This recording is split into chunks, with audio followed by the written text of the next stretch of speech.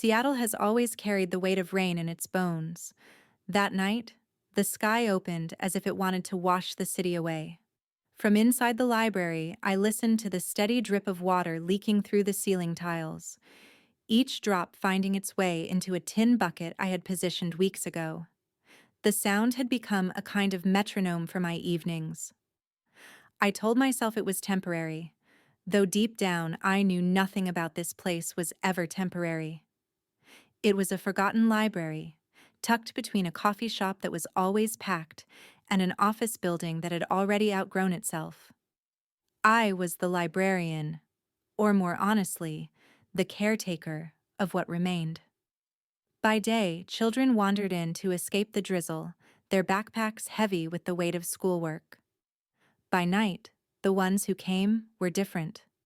A man with no home who liked to nap in the corner chair. A young mother who whispered stories to her toddler with picture books missing half their pages. They didn't care that the paint was peeling or that the heat barely worked. To them, this library was still a shelter. To me, it was one of the last places in the city where dreams could sit quietly without being priced out. I was shelving returns that evening when the door creaked open. A gust of wet air rolled in, shaking the loose flyers taped to the bulletin board. I didn't look up at first. It was common for people to duck in just to get warm. But the sound of his shoes on the old linoleum floor, measured, deliberate, made me glance over. He was taller than I remembered, his hair now streaked with the silver of responsibility.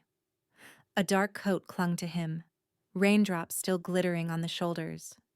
For a split second, I thought my eyes were playing tricks, because there was no reason, none at all, why the mayor of Seattle would walk into my broken-down library. David Carmichael. The name surfaced in my mind before I could stop it. My throat tightened. I hadn't spoken his name out loud in years, yet there he was, standing in the doorway as if time had bent back on itself. The same man who once shared late nights in the debate club with me. The same man who, when we were 17, promised we'd chase our future together. And the same man who disappeared into that future alone, leaving me to shoulder mine in silence. He didn't seem to notice me right away. His eyes swept the room like he was searching for something he'd lost. He didn't carry the commanding presence I'd seen on television when he gave speeches. In those moments, he looked untouchable, sharp, the very image of a leader. Here, he looked human, tired, maybe even lost. I ducked my head, focusing on the spines of books. My hands trembled as I slid a battered novel back into place. I told myself not to stare. People like him didn't belong in places like this. Not anymore. He walked toward the back tables, the ones near the tall windows that rattled with the storm. The chairs squeaked under his weight as he sat. He didn't pull out a phone. He didn't open a laptop. He just sat there, listening to the rain hammering the glass. I found myself stealing glances at him. His face was sharper now, carved by years I hadn't witnessed.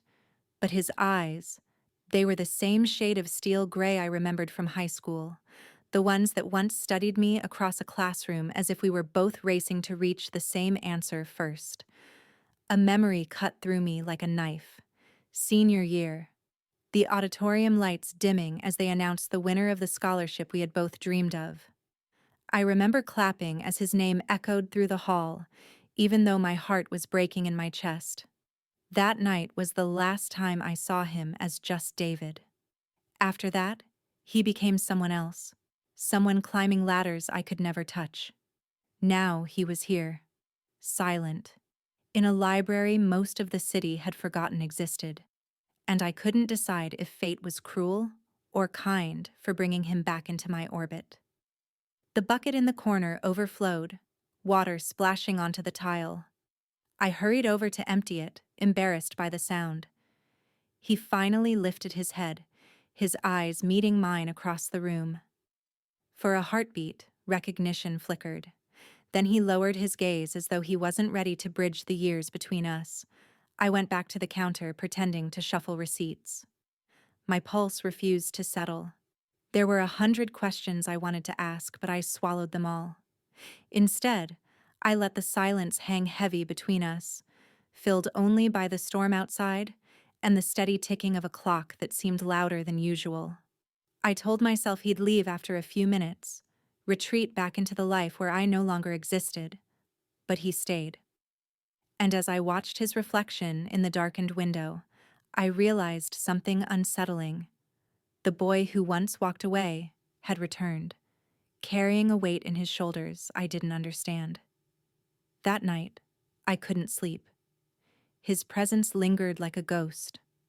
I didn't yet know why he had come, but deep down I sensed this wasn't just coincidence. The storm outside was only the beginning.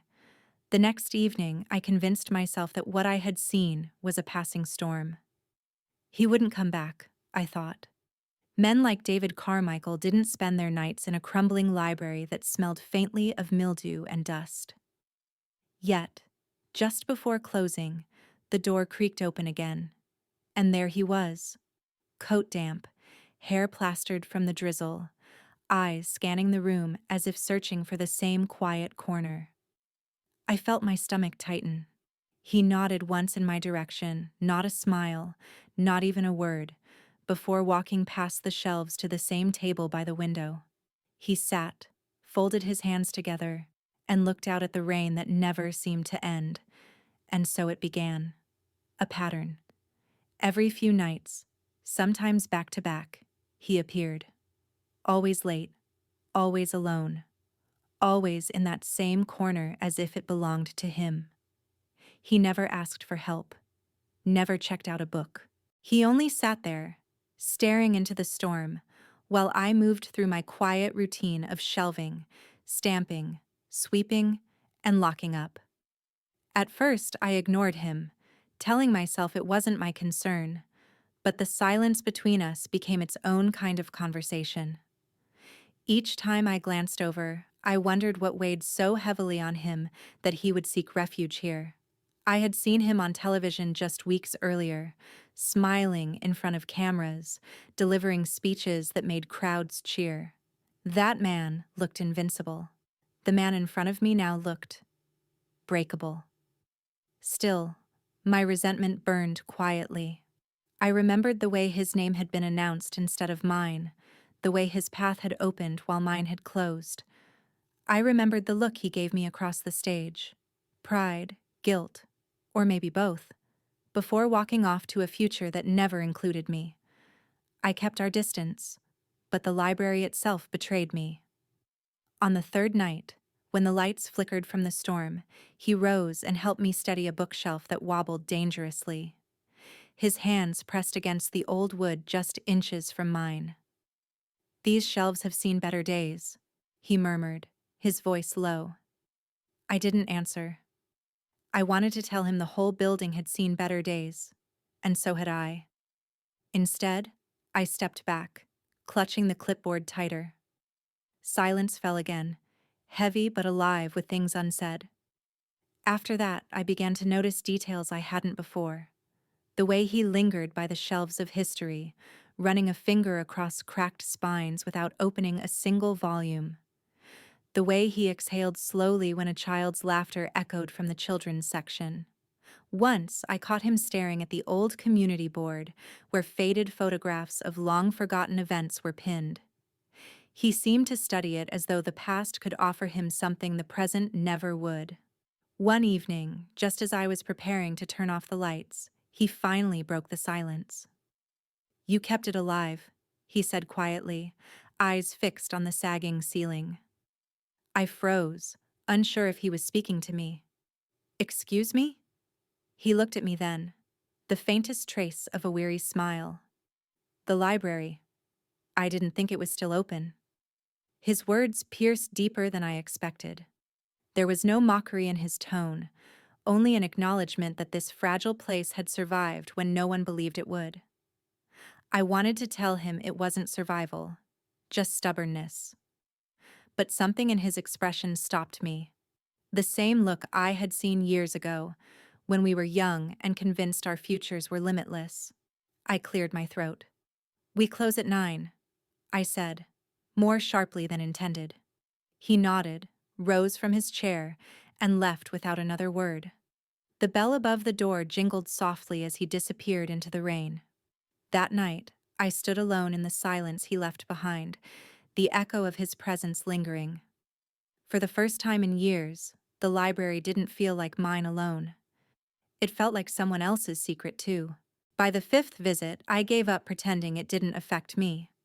My chest tightened every time the door opened, half dreading and half expecting to see him there. And when he came, I felt both unsettled and, strangely, seen. But there was something I didn't yet understand. He wasn't coming here for the books. He wasn't coming here for me either. At least, not in the way I feared. He was coming because this place, fragile and forgotten, mirrored something inside him. One evening, as he lingered by the window, I caught a glimpse of his reflection against the glass. His eyes weren't fixed on the storm at all. They were staring at me. I turned away quickly, pretending to fuss with a stack of returns. My hands shook as I placed them back on the shelf. I told myself it meant nothing, just a trick of light. But deep down, I knew better. Whatever had brought him back into this broken library wasn't finished, and for reasons I couldn't admit, neither was I. Memories have a cruel way of slipping in when you least want them. Watching David sit alone in that corner of the library had been enough to unlock a door in my mind I thought I had sealed shut years ago. Suddenly, I was 17 again, standing under the harsh fluorescent lights of Northwood High's auditorium, waiting for them to read a name that could have been mine. We had both been finalists for the Harrison Grant Scholarship, the kind of prize that could open the world. Full tuition anywhere, recognition, a golden ticket for two kids who spent more time in debate club than at football games. David and I had chased it together, sharpening each other like blades. We would sit across from one another in the library, tossing arguments back and forth until the custodian kicked us out. He thrived on logic. I thrived on fire. Together, we were unstoppable. I can still hear the sound of the envelope being opened that night. The principal's voice carried over the microphone, steady and celebratory. The 2005 recipient of the Harrison Grant Scholarship is David Carmichael. The room erupted in applause. My hands clapped too, because that's what you do when the spotlight isn't on you. But in my chest, something cracked. For a split second, I saw his face as he looked toward me, eyes flickering with guilt, maybe even regret. Then he was on stage, shaking hands, smiling for the cameras. And I was left in the shadows, applauding a dream that wasn't mine anymore. I told myself I'd be fine, that there were other paths, other scholarships, other chances. But life doesn't always offer second tries. Within a year, my father fell ill, and whatever doors had been cracked open slammed shut. Art school, travel, the future I once sketched in notebooks. All of it slipped away as medical bills and night shifts swallowed my world. And David? He vanished into his success. First college, then law school, then politics. His name became something you saw on yard signs and campaign flyers. To the city, he was a rising star. To me, he was a reminder of the fork in the road where our lives had diverged, a reminder I carried like a stone in my pocket. But before that night in the auditorium, we had been friends. More than friends, though neither of us ever said it out loud. There were moments I can still feel, like the afternoon we skipped class to sit by the lake. He recited statistics about climate change with the same intensity I sketched the water rippling around the pier. You see problems, he told me once, and I see solutions. That's why we work. I had laughed, tossing a pebble into the lake. Or maybe you just like winning too much to let me out-argue you. His grin had been infuriating and endearing all at once. I think he wanted to ask me to prom that year. I think I wanted him to. But neither of us did. We hid behind competition, behind ambition, until ambition won and friendship broke under the weight of a scholarship letter. Now, decades later, the past was sitting in my library, soaking up rainwater from the storm as if no time had passed. He wasn't the boy by the lake anymore. He was the mayor of a city that had left me behind, and I was the librarian patching ceiling leaks with duct tape. Sometimes I wonder if bitterness ages faster than the body, because as I watched him these past nights, part of me still wanted to be 17, still wanted to believe in the boy who saw the world as solvable. Another part of me wanted to scream at the man he had become, the man whose signature might erase the only place I had left. That evening, after he left, I walked home through the drizzle. My apartment was small, one bedroom above a laundromat, but it was all I could afford on my salary. I hung my wet coat on the rack and sat by the window, staring at the city lights through fogged glass. My reflection looked older than my 36 years, tired, worn. I thought about the girl I used to be, the one with charcoal-stained fingers, sketching futures that never arrived. Somewhere along the way, I had become someone else, responsible, hardened, invisible. Maybe the library wasn't the only thing that had been left to crumble, but fate has a strange way of circling back. And when David Carmichael walked through those library doors, it wasn't just his shadow that returned. It was mine too. I didn't know what he wanted. I didn't know if I even cared. But I knew one thing with certainty. The past we had buried was about to claw its way back into the present, and when it did, neither of us would leave unchanged. The fourth evening he came in, the rain had slowed to a mist, the kind that clung to the windows like breath on glass. I was at the counter, stamping return slips, when I felt his presence before I saw him. The bell above the door chimed, and without looking up, I knew. David had returned. He went straight to the corner table, the same one as always, as though the chair had been waiting for him. I tried to ignore the weight of him being there, but my hands betrayed me, fumbling with the stamp, smearing ink across a page. I cursed under my breath and reached for a rag. "Do you still draw?" His voice cut across the silence, low but clear. I froze. Slowly I looked up. He wasn't staring at the rain this time. He was staring at me. "Excuse me?" I asked, my throat dry.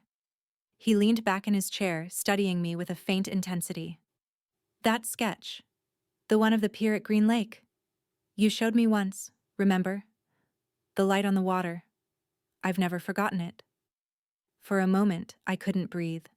That drawing had lived in a portfolio I pawned off long ago, traded for grocery money when bills piled up. It had been my favorite, the one piece that felt like a part of me spilled onto paper. And here he was, recalling it like it had been yesterday. Anger surged before I could stop it. "Funny," I said sharply, "that you remember a sketch but not the girl who made it." His expression faltered just slightly. He leaned forward, elbows on the table. "Clara, No." My voice was firmer now. The words had waited years to escape. "You don't get to walk into my library and act like nothing happened. You don't get to remember fragments and pretend the rest didn't cost me everything." Silence hung heavy. He didn't argue, didn't try to charm me the way politicians did in front of cameras. He just sat there, shoulders heavy, eyes lowered like a man carrying a weight he didn't know how to set down. Finally, he said, "I remember more than you think." Something in his tone startled me. It wasn't defensive. It was weary. But I refused to let the moment soften. "Then you also remember the scholarship. You remember my name wasn't called. You remember I applauded you while my future disappeared." His jaw tightened. His hands gripped together on the table.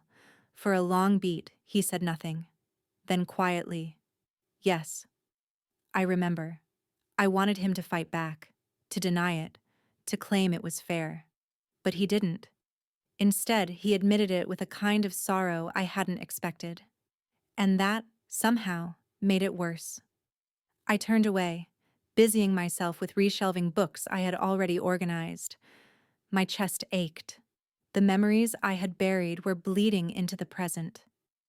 "You kept this place alive," he said again, almost as if to himself. "I didn't think anyone would." I slammed the book a little harder than I meant to onto the shelf. Of course I did. Some of us don't get the luxury of leaving things behind. The bitterness slipped out before I could stop it. It lingered in the air between us like smoke. When I finally looked back at him, his eyes were fixed on me with something I couldn't decipher. Remorse, maybe, or recognition. For a moment I thought he might apologize, but instead he only stood, gathering his coat. "I'll let you close up," he said, softly. He walked out, the bell chiming as the door shut behind him. I stood rooted in place, my hands gripping the counter so tightly my knuckles ached. My heart thudded with the weight of everything unsaid. That night I lay awake in my apartment, staring at the ceiling. His words replayed in my head, twisting, pulling. "Do you still draw?" It was a simple question, but it tore open a wound I had kept hidden for nearly 2 decades. The truth was, I hadn't picked up a pencil in years, not since my father got sick, not since survival took priority over dreams. The part of me that once believed in art, in possibility, had been boxed away. Hearing him remember it was like someone opening a window in a room I thought had been sealed forever, but I refused to mistake his words for redemption. Not yet. Whatever brought him here, it wasn't nostalgia. I knew men like David didn't do anything without a reason, and I had the uneasy feeling that reason had less to do with memories and more to do with the future of this library. The following week, the rain finally gave us a brief reprieve. For one night, the sky cleared enough that the library windows reflected the glow of the city instead of streaks of water. I stayed late, sorting through a stack of old donations that had been dumped in front of the door. A few paperbacks, a dictionary missing half its pages, and a torn folder with city council stationery.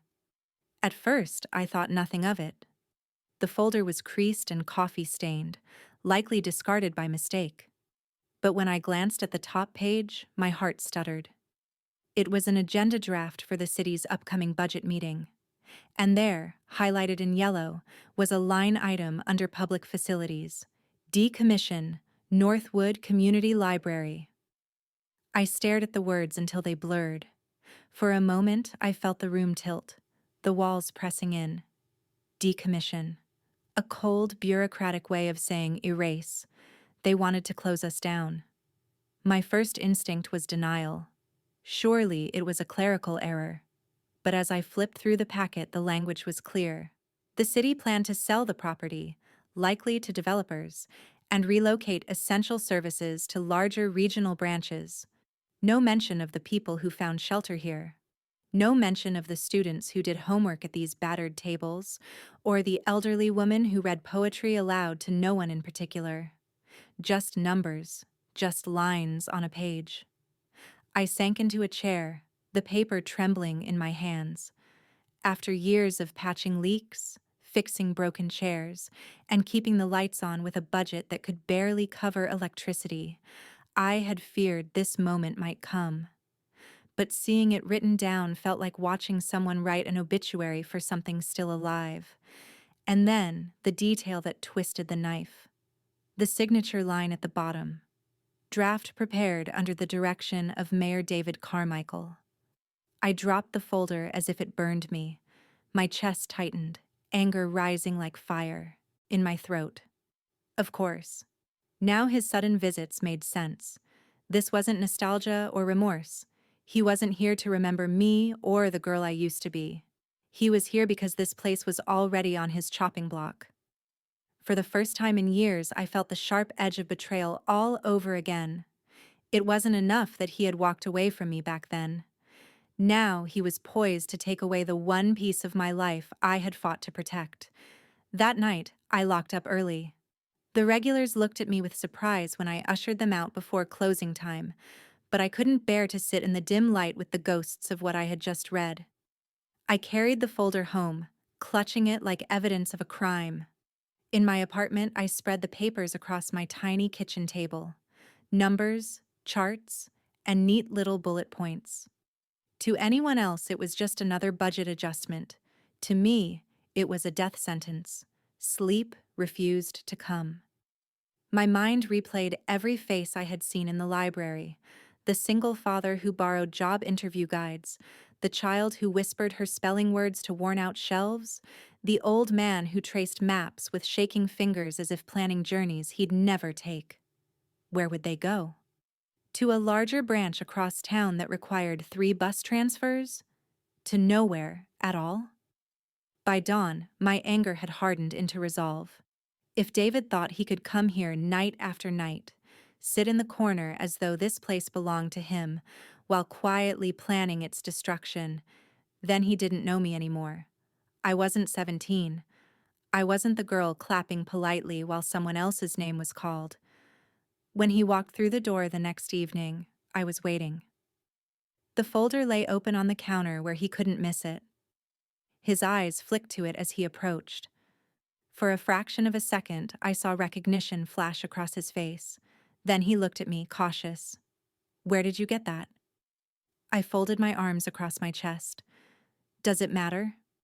The point is, it's real. And you signed it." He hesitated, and that pause was enough to confirm what I already knew. My voice shook, but not from fear. "All this time, I wondered why you kept coming back here. Now I know. You wanted one last look before you tore it down." The silence between us crackled like static. His jaw tightened, but he didn't rush to defend himself. Instead, he exhaled slowly, as though carrying a weight too heavy for words. I didn't wait for an explanation. I closed the folder with a sharp snap and slid it back across the counter. "If you want to destroy the library, fine. But don't you dare sit here pretending you care." I turned away before he could answer, my hands trembling as I switched off the desk lamp. But deep inside, I knew this was only the beginning. He didn't leave. He stood there in the half-light of the front desk lamp, rain ticking against the windows like a second hand. I could feel the anger flushing my face, hot and unsteady, but I refused to look away. If we were going to end this place, we were going to end the pretense first. "Clara," he said, voice low, careful, as if each word had to be inspected before it was allowed out. "That draft uses your letterhead," I cut in. "Uses your title. Uses our address like it's an error to be corrected." He absorbed it without flinching. "It's a draft prepared by the finance office. It's not a signed order." "You think semantics will comfort the people who live here between the stacks?" I snapped. "Tell the man who naps in the blue chair we're just at the draft stage of erasing his warm corner." Something in his face tightened, not defensiveness so much as fatigue.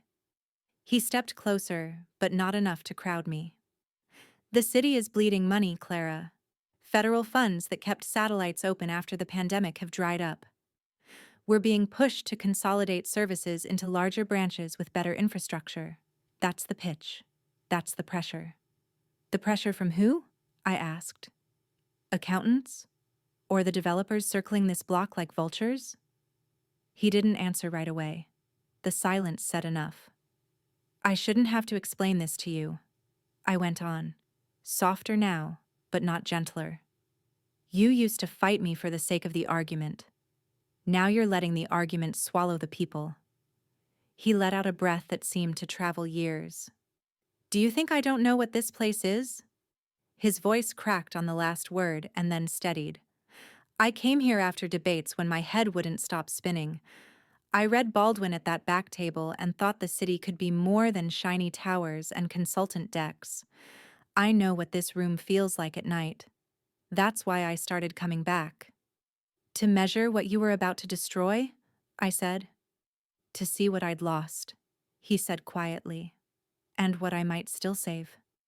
I looked at him then, really looked, at the lines carved beside his mouth, the gray threading his hair, the way his shoulders rounded like the weight he carried had a physical shape. I hated that part of me softened at the sight. I straightened, holding onto the edge of the desk. "What do you want from me, David?" I asked. "Permission? Blessing? A graceful quote when the press release goes out?" He shook his head. "The opposite. I want a reason to fight the draft and survive it." A humorless laugh escaped me. "You need me to make your case for you?" "I need you to make the case the numbers won't," he said. "You know who uses this place. You know what happens here at 6 p.m. when the shelters are at capacity and the kids need internet for homework. The council doesn't come at night. They don't see it. They see a line item. I want them to see you." "Me," I echoed, tasting the word like something unfamiliar. The past rose up again, hot and immediate. The auditorium, the scholarship, the applause that sounded like rain on a tin roof. Last time I stood in a room with you, I watched my life go to someone else. He didn't look away. "You applauded me. I know what that cost." "Do you?" I asked. "Because I carried that moment into every shift, every bill, every leak in this ceiling. You walked forward. I learned to patch. And I built walls," he said, almost to himself. He rubbed his thumb along the edge of the counter, gaze tracing the worn laminate. "I can argue a budget blindfolded. I can quote bond ratings and deferred maintenance, but I can't look at this place and call it dead space. Not anymore." The bucket in the corner gave a soft plunk as a stray drop found its way home. We both turned at the sound as if the room itself had spoken. "What happens if I say no?" I asked.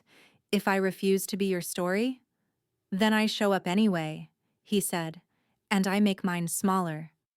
But I don't want to use you, Clara. I want to stand next to you. I want to risk the loss." "You mean your donors?" I said. "I mean the seat I'm sitting in," he replied, "and whatever future comes after it." I felt a tremor run through me. Fear, maybe, or recognition. He was telling the truth. Or a truth. Did it matter which? If the shelves still stood? I walked around the desk, past him, to the community board. Flyers curled at the edges. A free tax help clinic from 3 winters ago. A black and white photo of a missing cat. A child's crayon drawing of a yellow sun in a blue square sky. I traced the drawing's taped corner with my finger. "If I stand in front of them," I said, "I won't perform. I won't soften the edges to make it palatable." "I'm not asking you to," he said. "I'm asking you to be exactly as sharp as you are with me." I turned back to him. In the dim light, the man I once knew flickered under the man the city thought it owned. For a breath, I saw the boy by the lake, arguing climate policy with a grin he couldn't hide. I pushed the memory away before it could do damage. "One condition," I said. He tilted his head. "Name it." "No backdoor deals to sell this block before the vote," I said. "No promises to people who never step inside this room. If we lose, we lose. But if we win, it's because the truth outweighed the money." He nodded slowly, as if sealing something inside himself. "Agreed." "And if you waver," I added, "I'll call you out on the record." "I expect nothing less," he said. For the first time, the corner of his mouth lifted, not the practiced smile from the podium, but something smaller, unguarded. We stood there, the rain softening to a hush.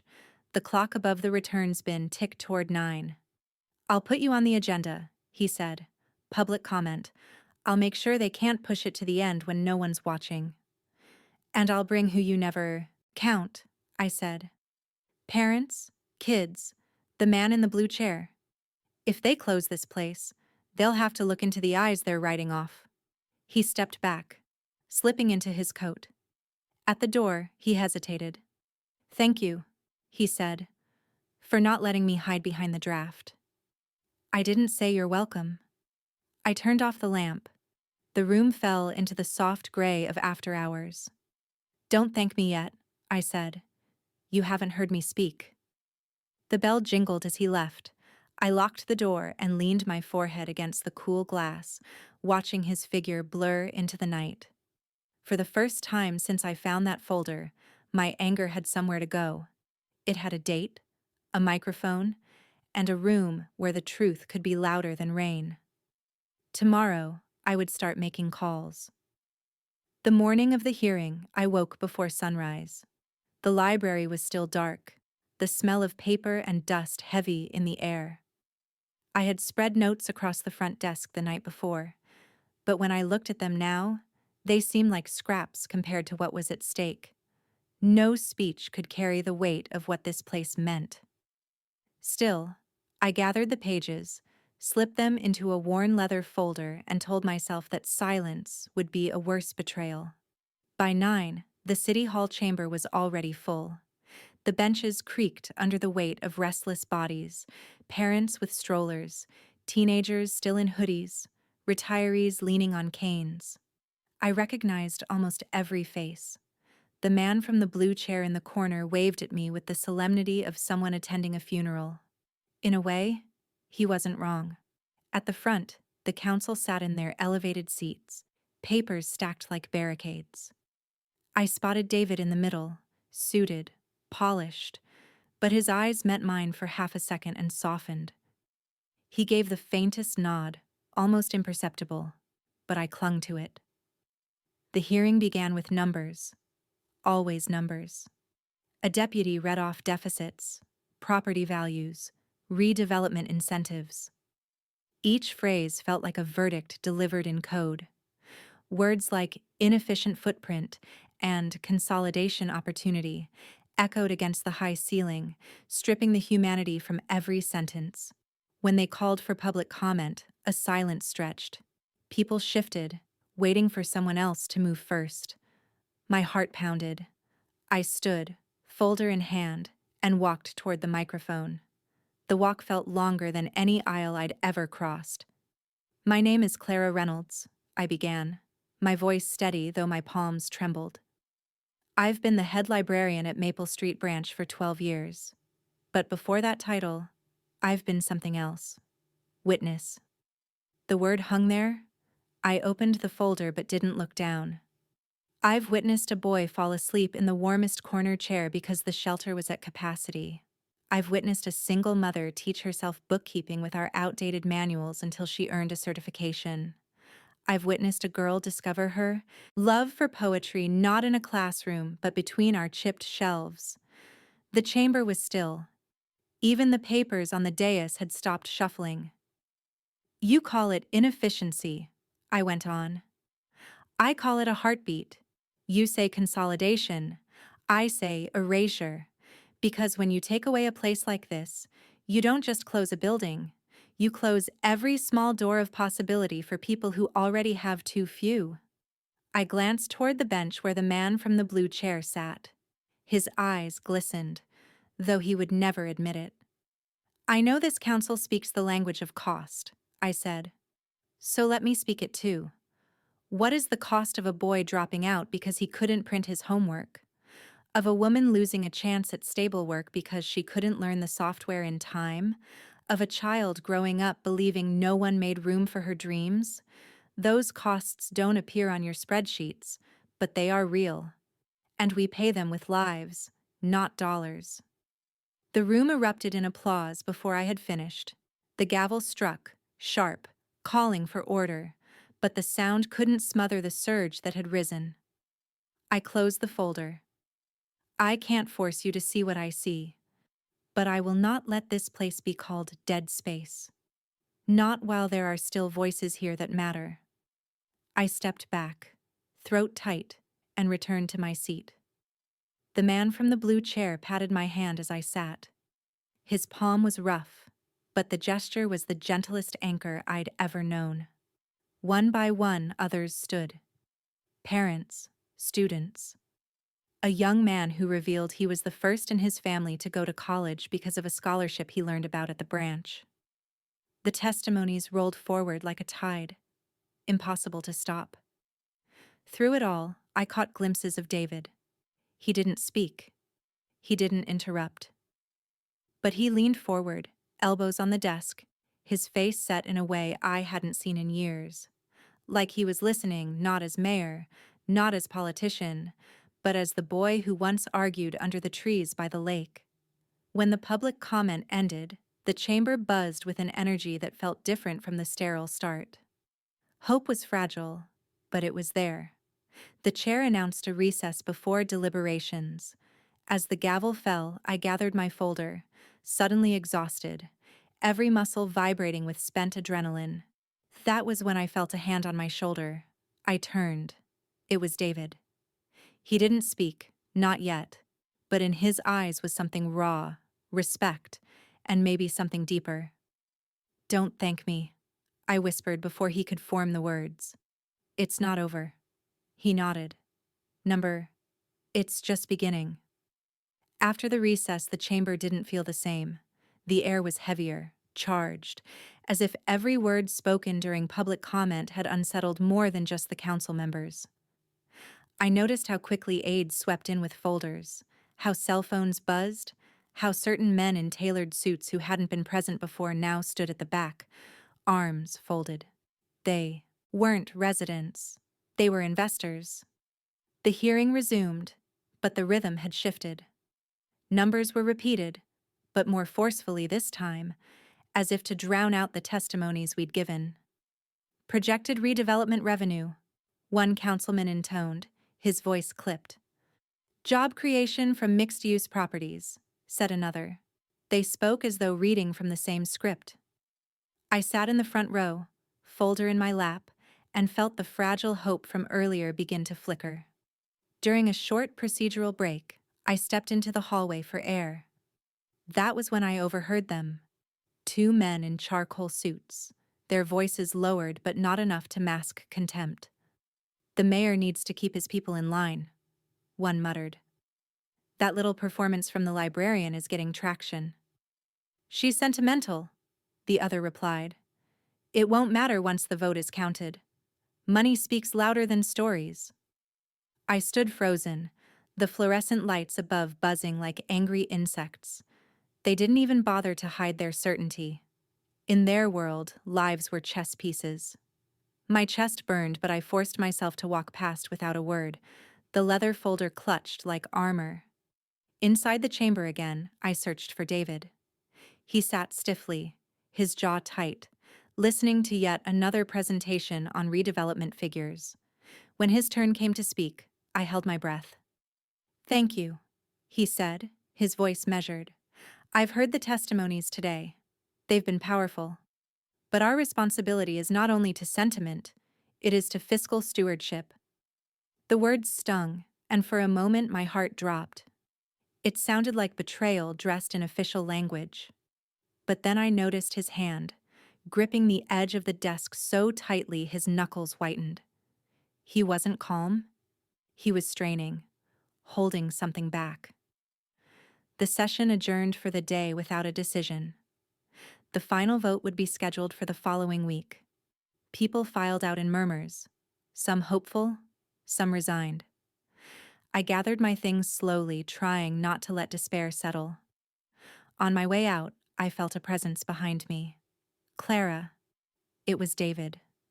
His tone was low, urgent. He guided me into a side corridor away from the crowd.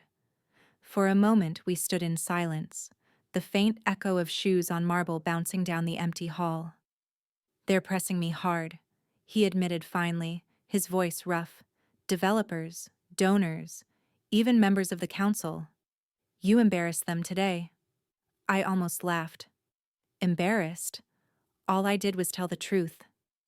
"That's exactly what they don't forgive," he said. His eyes, usually shielded behind political polish, were naked with conflict. "They want this library gone, Clara. Not because of inefficiency, not because of budget cuts, but because the land is valuable. They've already drawn up plans." The confirmation hit like a physical blow, though part of me had known. "Then stop it," I said, my voice sharper than I intended. "You're the mayor. You have the power." He shook his head. "It's not that simple. Every promise I've made, every initiative I want funded, it all depends on the same people who are demanding this sale. If I fight them, I risk losing everything else. I stared at him, the boy I once knew tangled inside the man he had become. So you're asking me to understand why you'd sacrifice us for your career? His shoulders sagged. I'm asking you to see that this fight is bigger than me, but... He paused, as if making a choice in real time. But I haven't decided. Not yet. A silence stretched, heavy and raw. Finally, he added, "You made them listen today.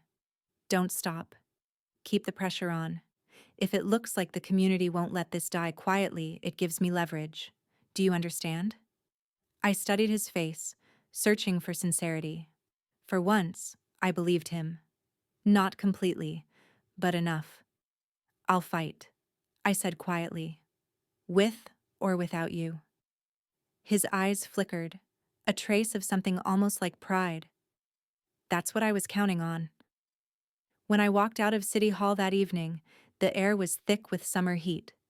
But I felt the chill of something else, a war unfolding in shadows. I knew the next days would be brutal. Rumors, pressure, maybe even threats. But I also knew this. They had underestimated what a community, once awakened, could do. And they had underestimated me.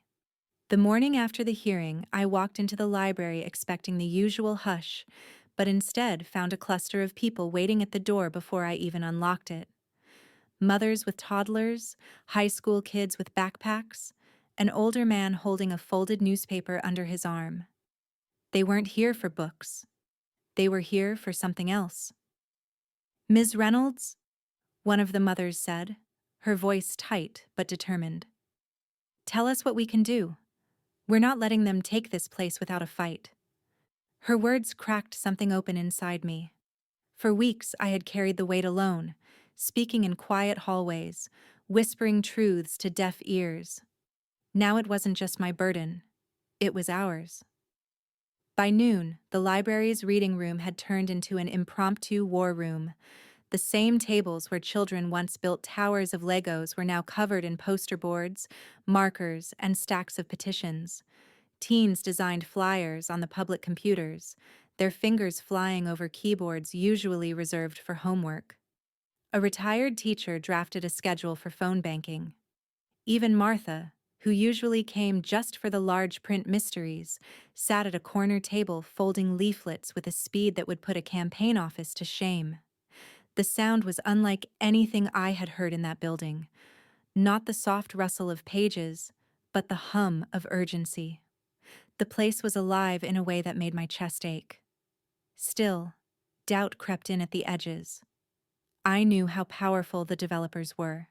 I knew how easily political will could be bent. But each time I faltered, someone else filled the space. A boy no older than 10 tugged on my sleeve, holding up a crayon drawing of the library with the words, "Please don't close my second home."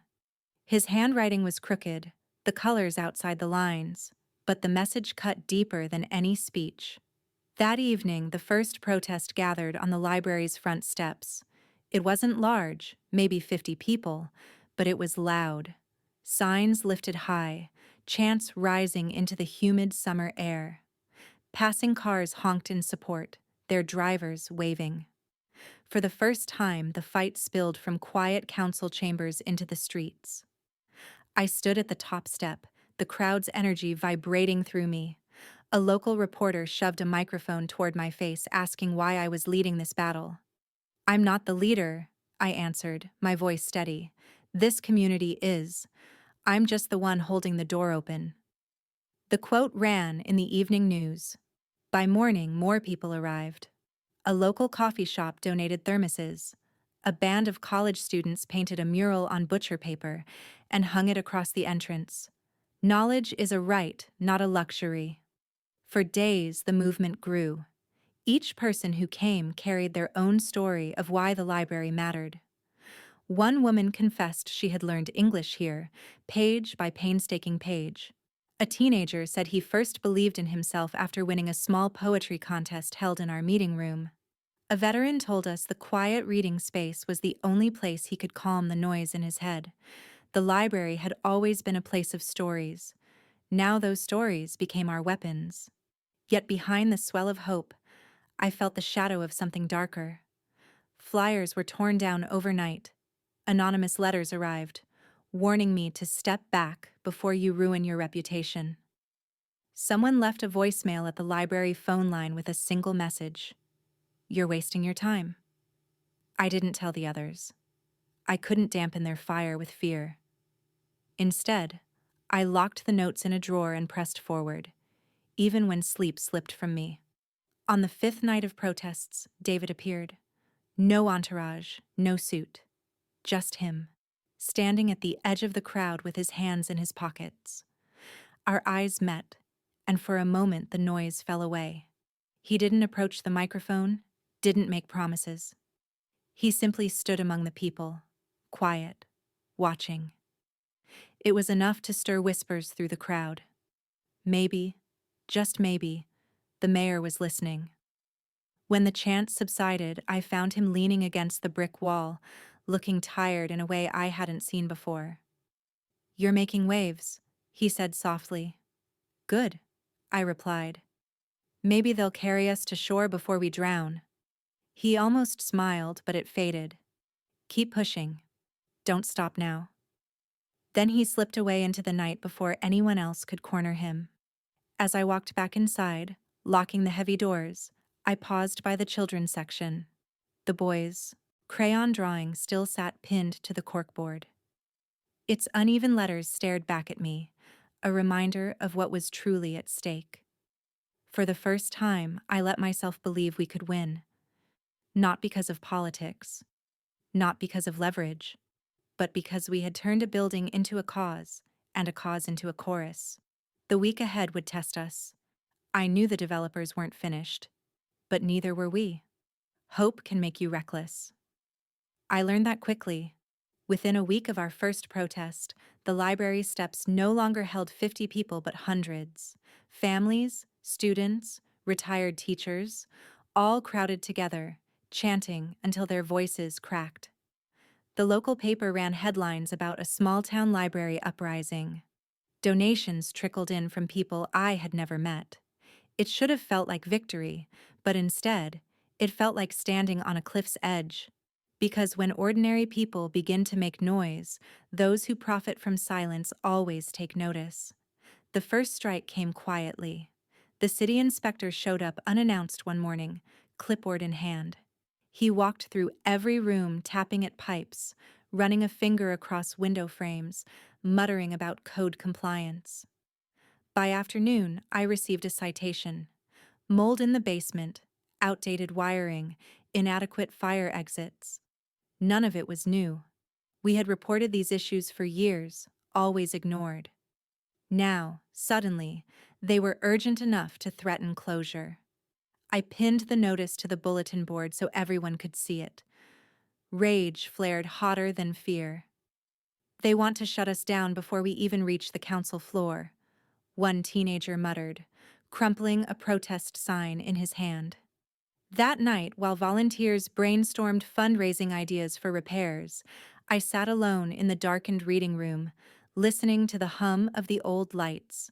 The weight of it all pressed against my ribs. Could we really fight both politics and bureaucracy? The second strike was personal. A letter slid under my apartment door. Unmarked envelope, no return address. Inside, a single sheet. "People are watching. Walk away before you're dragged down with this building. It's not worth your future." No signature, no proof, but the words chilled me. I locked my door twice that night. The next morning, the whisper campaign began. At the diner, 2 women lowered their voices when I walked past. At church, someone asked if it was true I was using the library fight to angle for a council seat. By the end of the week, my name was tangled with half a dozen rumors: that I was being paid by rival developers, that I was secretly writing a tell-all memoir, even that I was addicted to painkillers. Lies travel faster than petitions. I kept my head down, but each whisper cut deeper than the last. This wasn't just about the library anymore. It was about breaking me. David noticed. One evening he called, his voice low, carrying the exhaustion of too many late-night meetings. "They're circling you, Clara. I tried to slow it down, but the developers have reach. You need to be careful." I wanted to scream at him. You knew this was coming. You sat on their side of the table for years. But instead, I asked the only question that mattered. "Are you with us or not?" Silence filled the line. Then a sigh. "I can't answer that the way you want. Not yet." But don't mistake silence for absence. It wasn't the reassurance I craved, but it was something. The third strike hit hardest. The police arrived at the next protest, not to join us, but to corral us. They blocked off the street, citing public safety. Officers ordered people off the steps, pushing the crowd back onto the sidewalk. A grandmother clutching a sign was nearly knocked down. The chant faltered, replaced by angry shouts. Cameras caught everything, but that didn't change the bruises. That night, I cried in the staff office, my fists clenched around the boy's crayon drawing still pinned to the wall. For the first time, despair whispered louder than hope. Maybe they would grind us down until nothing was left. Maybe we were only delaying the inevitable. Then Martha, the elderly woman who came daily for tea and large print novels, placed her hand on mine. Her voice trembled, but her words did not. "They can close a building, child, but they cannot close a story. And this story, your story, has already begun." Her words settled in me like an ember refusing to die. The next morning, I walked back onto the steps, bullhorn in hand, voice shaking but strong. They can write citations, they can spread lies, they can shove us onto sidewalks, but they cannot erase why we are here. This library is ours, and we will not go quietly. The crowd roared back, louder than I had ever heard. Even as patrol cars idled nearby, the chants rose high enough to shake the glass windows of City Hall across the street. And somewhere inside those walls, I knew David was listening. There comes a night when even the strongest resolve cracks. For me, it was the Tuesday before the council's final vote. The library was quiet, emptier than I'd ever seen. The children's section still smelled faintly of crayons and glue, but the laughter had long gone. Only the hum of the fluorescent lights kept me company as I sat at my desk. Papers spread out. Petitions, donation tallies, letters of support. On paper, it looked like progress. In my chest, it felt like defeat. The threats had multiplied. The citation notice now carried a fine we could never pay. Rumors about my political ambitions made some residents hesitate to sign petitions. And just that morning, someone had keyed my car in the grocery store parking lot. A deep, jagged line across the driver's side door, like a signature meant to remind me I was being watched. I pressed my forehead into my palms and whispered to no one, "What if they're right? What if I'm ruining my life for a building already doomed?" That was when I heard footsteps. David stood in the doorway, suit jacket off, tie loose, exhaustion etched into his face. For a moment, I thought he looked like the boy I once knew, the boy who stayed late after debate team to help me carry binders, the boy who once dared me to sneak into the school auditorium at midnight just to hear how our voices echoed. But this wasn't high school. This was a war. "You shouldn't be here," I muttered. He stepped inside anyway, lowering himself into the chair opposite me. "I heard about the car. Are you all right?" "Fine," I said too quickly. "A little paint won't stop me." He studied me, the way he always used to when he knew I was lying. "Clara, you're carrying too much. I see it. They're grinding you down on purpose. That's their strategy." Something inside me snapped. "Then stop them. You sit in the mayor's chair. You shake their hands at fundraisers. You sign their deals. And here I am, begging for scraps of hope while you— My voice cracked before I could finish. His jaw tightened. You think it's that simple? You think I can wave a hand and undo decades of backroom promises? Yes, I shot back, heat rising in my chest. Because if you wanted to, you would. Don't talk to me about strategy. Talk to me about courage. Silence stretched between us, brittle and dangerous. Finally, he leaned forward, voice low but sharp. Do you have any idea what it cost me to stall that vote last week? The calls I've ignored? The donors threatening to pull funding from city programs? I'm already on a knife's edge. And what about me? My words came out hoarse. I get letters slid under my door. I get strangers whispering lies about me in church pews. I get my car vandalized. All because I refuse to let them bulldoze the only safe place some kids in this town have. And you still haven't chosen. His eyes burned into mine. Don't mistake hesitation for cowardice. Something softened in his tone then, almost a plea. Clara, if I go against them outright, they will come for me, for everything I've built. And when they're done, I won't have the power left to help anyone. Not you, not this town. For a long moment I couldn't speak.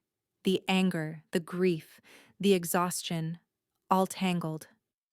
Finally I whispered, "Then what are you doing here?" He exhaled, running a hand through his hair.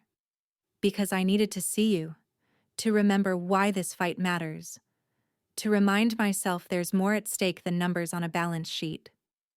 It wasn't the declaration I wanted. It wasn't even a promise. But for the first time, I saw the war inside him was real. He reached across the desk and set down a small object, a library card. Worn, edges frayed. My signature still faintly visible from years ago when I issued it to him as a teenager. "I kept it," he said quietly, "all this time." The sight of it pierced through my anger. Anger. A relic of who we were and who we might still be. Before he left, he looked back once more. "Don't quit, Clara. Whatever happens next week, don't quit." When the door closed behind him, I sat in the silence, the old library card resting in my palm. My chest ached with exhaustion, but somewhere beneath the ache was something else. Resolve. If they wanted to break me, they'd have to do more than scratch paint and spread rumors, because I wasn't just fighting for a building anymore. I was fighting for every story that card represented. For every child who needed these shelves. For the girl I used to be, who found refuge here. And maybe, for the boy who still carried a piece of it with him. The night after David left the card on my desk, I couldn't sleep. I paced the aisles of the library, tracing my fingers along the spines of books like they could whisper courage into me. I stopped at the reference desk, my desk, and pulled open the bottom drawer. That was where I kept old council records, copies of budgets, stray grant proposals. It was supposed to be routine. Just one more way to busy my hands while my mind refused to rest. But when I shifted a stack of folders, a thin envelope slid out and fell to the floor. The envelope had no label, just a faint grease stain on the corner, like it had been handled in a hurry. I knelt down, picked it up, and opened it. Inside were photocopies, dozens of them. At first, I didn't understand what I was looking at. Meeting minutes, land purchase records, email printouts. Then the pieces connected. The development company that had been circling our library wasn't just some outside investor. The land transfer was already in motion. And more damning, the signatures on the preliminary agreements included names of council members who had sworn publicly they were undecided. My heart pounded. These weren't rumors. This was proof of a deal struck behind closed doors long before the vote. One page stopped me cold. A memo marked confidential, referencing community library property repurposing, with a date from 6 months ago.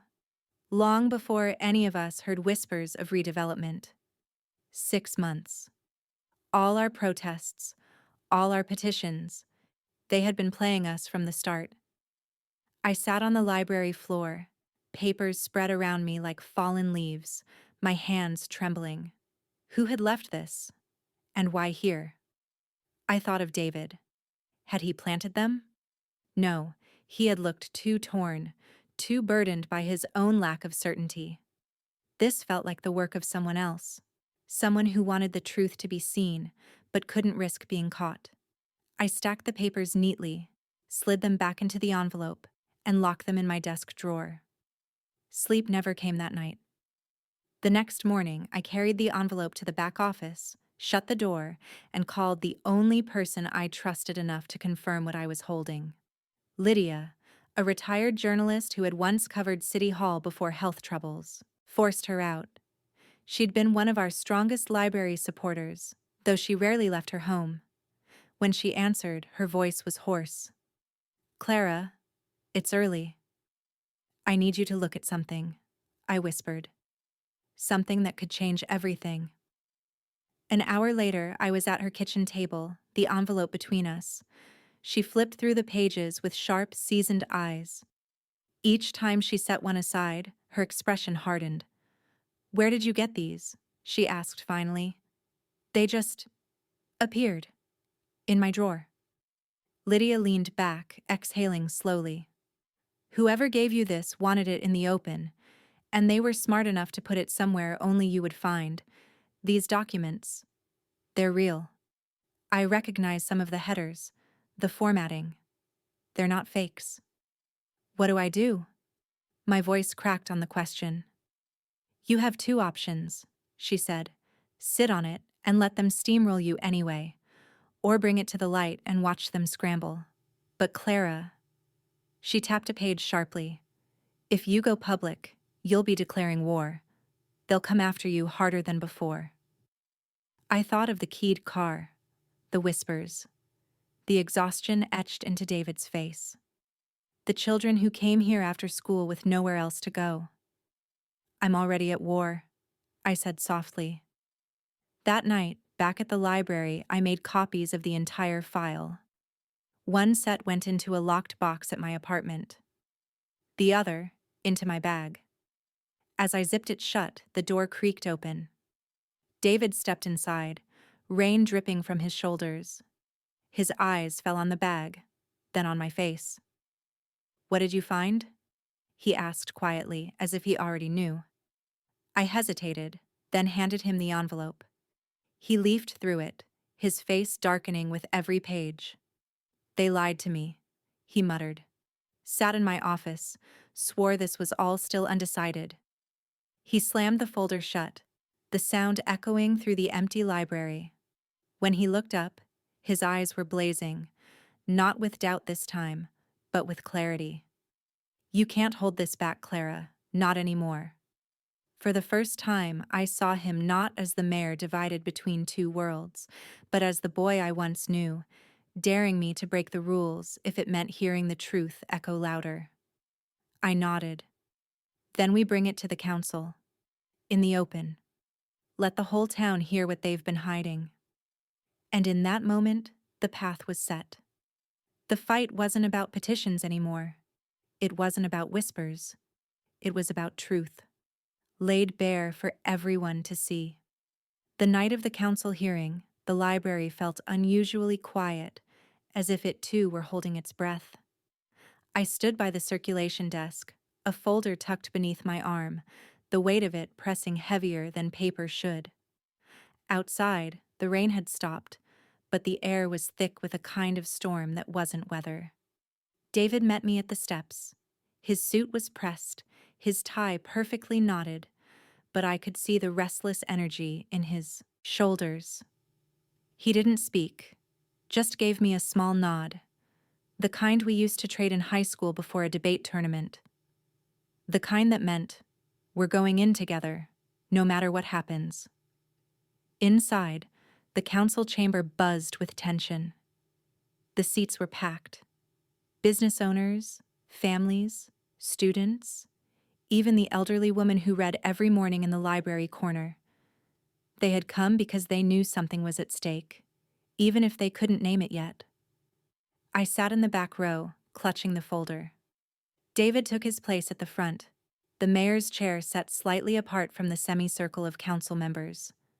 The developers sat smugly to one side, their lawyers whispering in low tones. The meeting opened with the usual procedure: motions, roll call, empty formalities. But no one cared about that. We were all waiting for the item listed third on the agenda: proposal for redevelopment of City Lot 42, currently occupied by the Southbrook Public Library. When the clerk read the words aloud, a ripple moved through the crowd. My stomach twisted. Councilwoman Dyer, one of the loudest advocates for the redevelopment, spoke first. Her tone was rehearsed, all about progress, revitalization, and economic opportunity. Every phrase polished like glass, reflecting nothing real. Then it was time for community comment. Names were called, one by one. A teenager stepped forward first, voice shaking but strong, telling them how the library was the only place she could study without noise or distraction. Then an older man, a veteran, explaining how he relied on the library's free internet to apply for his benefits.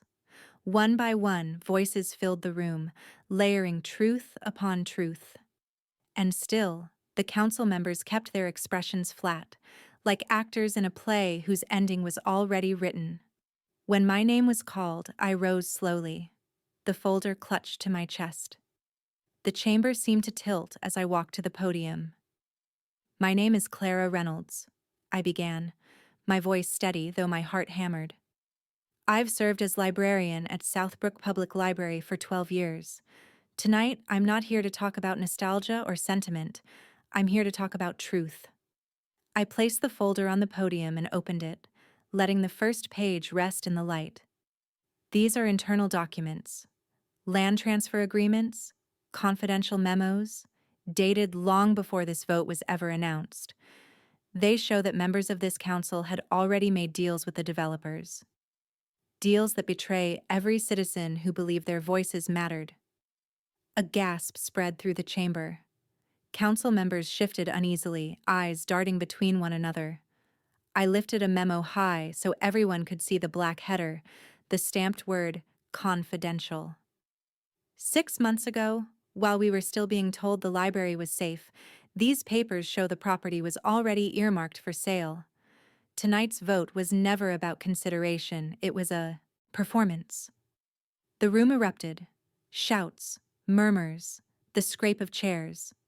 The council president slammed his gavel, demanding order. One developer's lawyer leapt to his feet, sputtering about unauthorized documents and baseless claims. That was when David stood. "Enough," he said, his voice cutting through the chaos. The chamber fell silent. "I've seen the documents myself. They are real. And if anyone here doubts it, I invite them to deny their own signatures." He turned, his eyes sweeping the semicircle of council members. "I was misled, just as every citizen here was misled. I will not stand by while backroom deals strip this town of one of its only sanctuaries." For a moment, no one moved. Then Councilwoman Dyer's face hardened. "Mayor Langston, this is irregular. These papers are likely stolen. This woman," she pointed directly at me, "should be held accountable for tampering with city property." The accusation hit like ice water, but before I could answer, David stepped forward. "If you wish to investigate anyone, start with me. Clara did not steal these. They were delivered anonymously. But the content speaks for itself. Deny it if you dare." The crowd roared, angry voices demanding accountability, others cheering. The chamber was no longer controlled. It was alive, the truth rippling outward faster than the gavel could suppress. The council recessed in chaos, members scurrying out under the weight of glares and shouted questions. As people filed out, some placed hands on my shoulder, some pressed notes of thanks into my palm. But all I could feel was the tremor in my chest. I had spoken. I had exposed them, but at what cost? David came to my side, his jaw set. "They'll try to discredit you," he said quietly. "They'll try to bury this. But tonight, you crack the facade. That's the beginning." I clutched the folder tighter, staring at the chamber doors where the council had vanished. For the first time, I wasn't just fighting for books or brick walls. I was fighting for truth itself. And the truth had finally spoken. The morning after the hearing, the whole town seemed to buzz with whispers. I couldn't walk into the grocery store without feeling eyes follow me down the aisles. Some faces lit with gratitude, others shadowed with suspicion. To one side, I was the woman who had dared to speak. To the other, I was the troublemaker who had embarrassed the city council. By noon, the local paper had splashed my name across the front page. "Librarian exposes secret deals." The article quoted my words, but it also carried the council's rebuttal.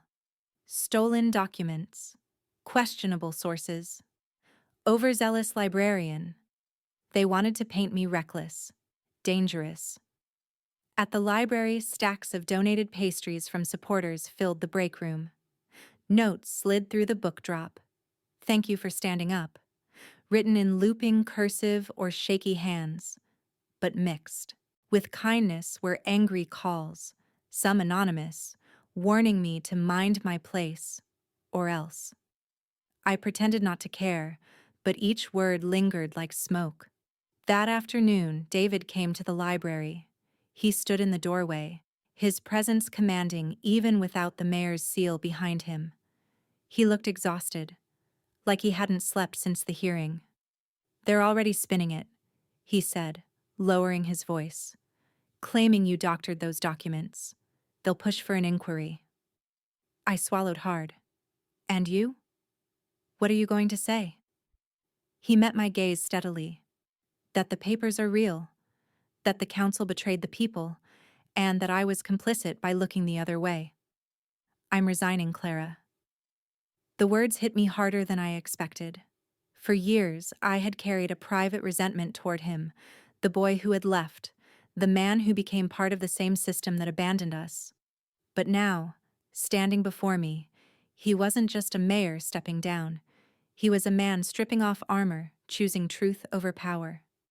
"David," I whispered, "if you walk away, what then?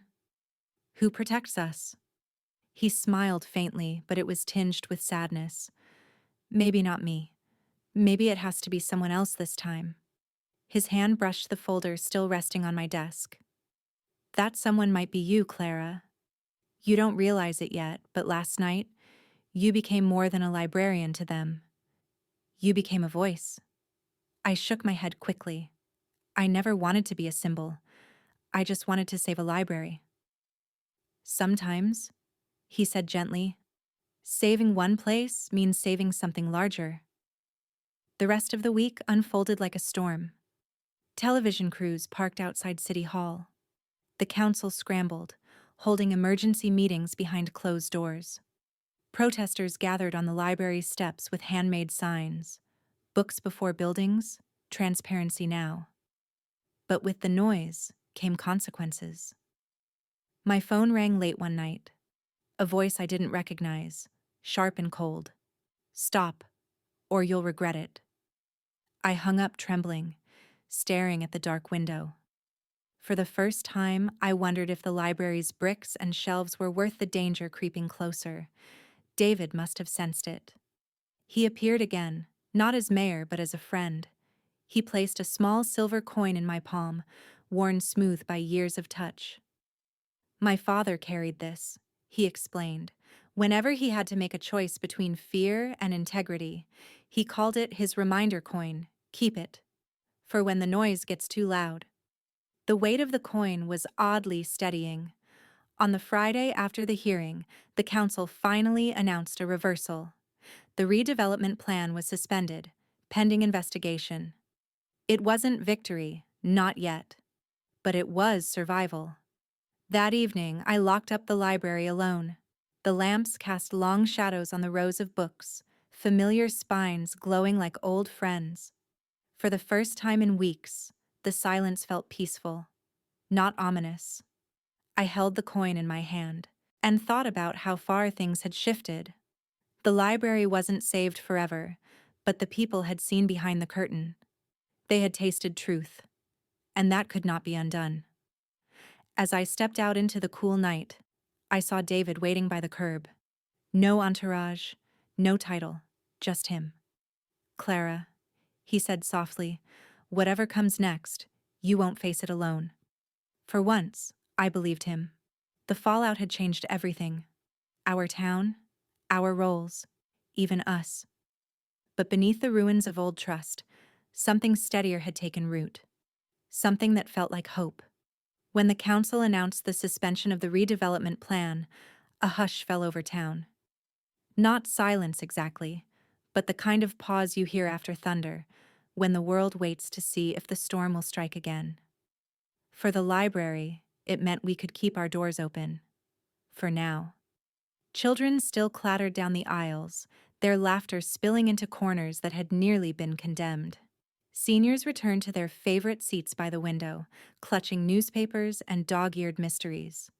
For a few precious weeks, life looked almost ordinary, but nothing was the same. Every time I unlocked the heavy front doors in the morning, I felt the weight of what we'd been through. The angry calls, the veiled threats, the long nights wondering if we'd lose everything. And yet, alongside the fear, there was something new, a quiet pride.